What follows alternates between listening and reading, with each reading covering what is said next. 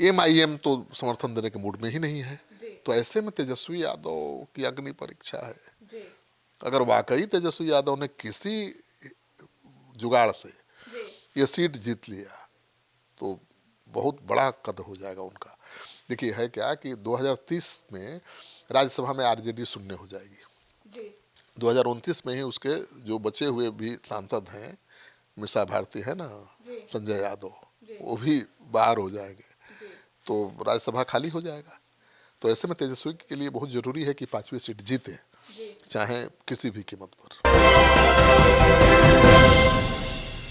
इस चुनौती को अवसर में बदलकर तेजस्वी बन सकते हैं जीरो से हीरो। जानिए इस रिपोर्ट में।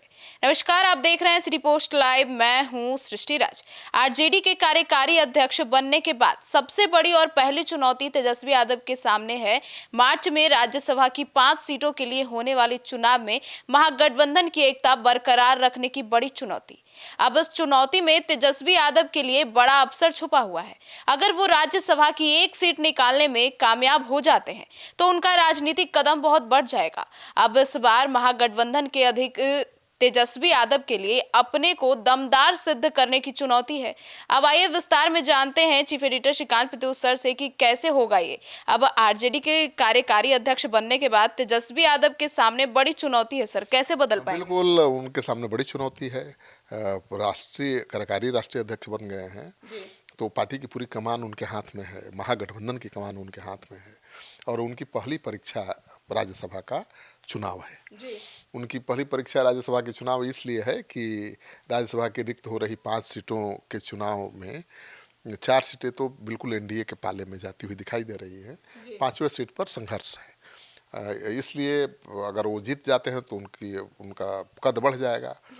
वैसे लालू प्रसाद यादव भी दांव पेच में कोई कसर नहीं छोड़ रहे हैं, क्योंकि यह चुनाव महागठबंधन की एकजुटता के लिए बहुत ज़रूरी है, और इसके जरिए मुसलमानों के कथित रहनुमाओं के साथ बात की पोल भी खुल जा सकती है।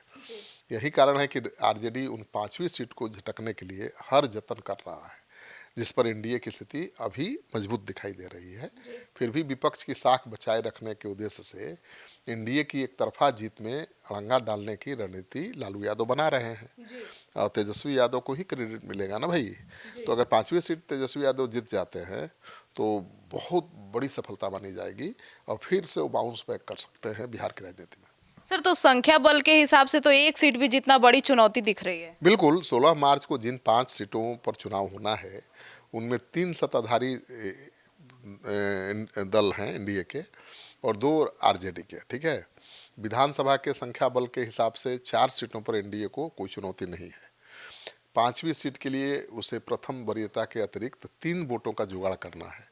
महागठबंधन के अगर सभी 35 विधायक एकजुट रहते हैं तो भी उसे 6 अतिरिक्त वोट चाहिए। मतलब 6 वोट का जुगाड़ बड़ी चुनौती है आरजेडी के लिए। लेकिन आरजेडी नेतृत्व के स्तर पर यह प्रयास चल रहा है कि किसी तरह से एमआईएम के 5, बीएसपी के 1 और आईपी गुप्ता को साथ लेकर किसी तरह से चुनाव जीत लिया जाए। इसके साथ ही क्रॉस वोटिंग की संभावना भी देखी जा रही है। इसके लिए एनडीए के छोटे घटक दलों को निशाने पर रखे हुए हैं तेजस्वी यादव, जहां महत्वाकांक्षा अधिक है और उनको तोड़ा जा सके, क्रॉस वोटिंग कराया जा सके। तो बड़ी परीक्षा है सर, तो तेजस्वी यादव तो स्वयं महागठबंधन भी अपनी एकजुटता को लेकर आश्वस्त नहीं है। देखिए बिल्कुल तेजस्वी यादव खुद महागठबंधन की एकता को लेकर आश्वस्त नहीं है। कांग्रेस के बदले हुए मिजाज से आरजेडी के लिए तालमेल बना पाना बहुत आसान नहीं है। अलबत्ता यह वाम दलों को लेकर आश्वस्त हो सकते हैं। एकमात्र विधायक वाली इंडियन इंक्लूसिव पार्टी यानी आईपी गुप्ता को भी कुछ हद तक इसलिए महत्व मिल रहा है क्योंकि बिहार में गठबंधन का स्वरूप कभी अस्थायी नहीं रहा है। रही बात बसपा की, तो उसका अब तक का इतिहास सत्ताधारी गठबंधन के साथ जाने का रहा है। इसके बाद एक आसरा एमआईएम का है, जिसने साफ कर दिया है कि उसकी मंशा मोहरा से आगे खिलाड़ी बनने की है। मतलब एमआईएम के विधायक प्रदेश अध्यक्ष का कहना है कि हम क्यों समर्थन दें किसी को, हमको समर्थन क्यों नहीं मिले, हमारा तो कोई राज्यसभा में मेंबर नहीं है, तो हमको समर्थन मिले, हमारे कैंडिडेट को समर्थन दे महागठबंधन, हम उम्मीदवार उतारेंगे। तो महागठबंधन में जो एमआईएम सबसे बड़ा खिलाड़ी है, उसकी शर्त बहुत बड़ी है अब तेजस्वी यादव कैसे मनाएंगे ये देखना दिलचस्प होगा। सर लेकिन ये जो शर्त है इस पर तो कांग्रेस सहमत भी हो जाए, लेकिन राजद के लिए यह आत्मघाती निर्णय होगा। बिल्कुल, एमआईएम ने स्पष्ट कर दिया है कि उसकी मंशा मोहरा से आगे खिलाड़ी बनने की है।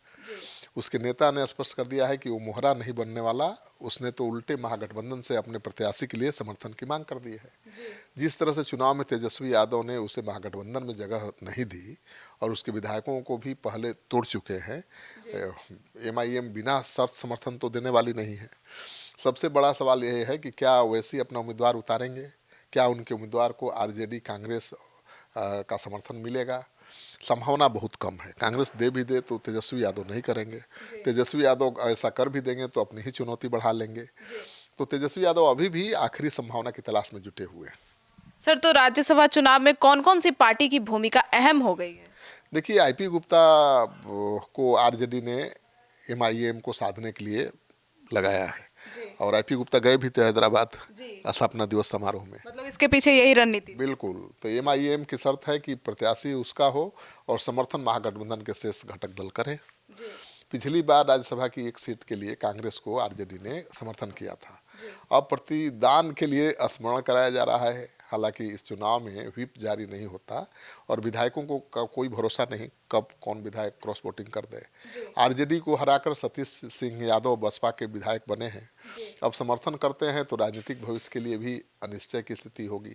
तो ऐसे में ज़्यादा संभावना है कि वो महागठबंधन को छोड़कर एनडीए के साथ चले जाएं और एनडीए के साथ जाने पर बहुत कुछ मिल सकता है ना। एनडीए सत्ताधारी दल है और तेजस्वी यादव के साथ जाने पर कुछ फायदा तो फिलहाल दिख नहीं रहा है। तो आईपी गुप्ता गए तो थे लेकिन कोई संतोषजनक जवाब नहीं मिला है एमआईएम से। एमआईएम ने तो कह दिया कि ठीक है भाई, हम कैंडिडेट देते हैं, आप सब लोग मिलकर समर्थन करिए, अगर आप करेंगे तो हम जीत भी जाएंगे। तो ये सच है कि एमआईएम के उम्मीदवार के साथ अगर महागठबंधन खड़ा हो जाए तो जीत पक्की हो सकती है। लेकिन तेजस्वी यादव के उम्मीदवार के साथ कांग्रेस तो खड़ी हो सकती है, वाम दल खड़े हो सकते हैं, लेकिन एमआईएम खड़ा होगा इसकी संभावना बहुत कम है और तेजस्वी यादव की यही परीक्षा है। सर तो राज्यसभा सीट के लिए गुणागणित क्या है? देखिए, राज्यसभा की एक सीट के लिए प्रथम वरीयता के 41 वोट चाहिए। एनडीए के 202 और महागठबंधन के 35 विधायक हैं। एनडीए में बीजेपी जेडीयू की 2-2 सीटें तय मानी जा रही हैं। 5वीं सीट किसी तीसरे घटक दल को मिलेगी। एनडीए में 5 दल हैं, ऐसे में 2 दलों की नाराजगी की चर्चा इसलिए बेमानी है क्योंकि मंत्रिपरिषद में उन्हें पूर्ण सहभागिता मिली हुई है। जैसे जीतन राम मांझी को मिली हुई है, उपेंद्र कुशवाहा को मिली हुई है, लेकिन उपेंद्र कुशवाहा अभी भी तो बड़े प्रबल दावेदार हैं और महागठबंधन में ऐसी कोई संभावना नहीं दिखाई दे रही है कि वो 5वीं सीट जीत पाएगा। देखिए, एनडीए के साथ विधायकों की संख्या देख लीजिए, बीजेपी के 89 हैं, जेडीयू के 85 हैं, लोजपा के 19 हैं, हिंदुस्तानी आवाम मोर्चा के 5 हैं, राष्ट्रीय लोक मोर्चा उपेंद्र कुशवाहा के 4 विधायक हैं, जबकि महागठबंधन के पास आरजेडी के केवल 25 विधायक हैं, कांग्रेस के 6 हैं, माले के 2 हैं, माकपा का 1, आईआईपी आईपी गुप्ता की 1 और एमआईएम के 5 हैं, बसपा का भी 1 विधायक है। लेकिन ये बसपा का समर्थन आरजेडी को मिलेगा इसकी संभावना कम है। एमआईएम तो समर्थन देने के मूड में ही नहीं है। तो ऐसे में तेजस्वी यादव की अग्नि परीक्षा है। अगर वाकई तेजस्वी यादव ने किसी जुगाड़ से ये सीट जीत लिया तो बहुत बड़ा कद हो जाएगा उनका। देखिए, है क्या कि 2030 में राज्यसभा में आरजेडी शून्य हो जाएगी। 2029 में ही उसके जो बचे हुए भी सांसद हैं, मीसा भारती है ना, संजय यादव, वो भी बाहर हो जाएंगे, तो राज्यसभा खाली हो जाएगा। तो ऐसे में तेजस्वी के लिए बहुत जरूरी है कि 5वीं सीट जीते, चाहे किसी भी कीमत पर। तो सुना आपने, तो अब देखना होगा कि आखिर तेजस्वी यादव क्या रणनीति अपनाते हैं 5वीं सीट को जीतने के लिए। आपकी क्या राय है कमेंट सेक्शन में जरूर बताइएगा। धन्यवाद।